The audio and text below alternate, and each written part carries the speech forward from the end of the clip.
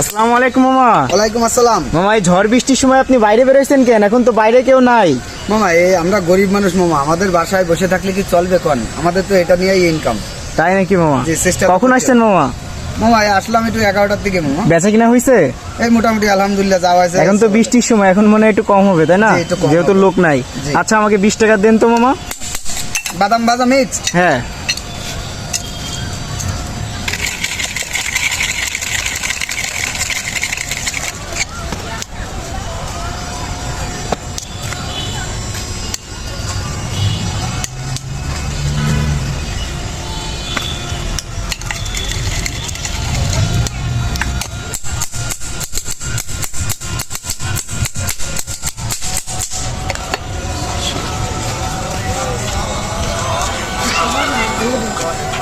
এই গান বন্ধ কর।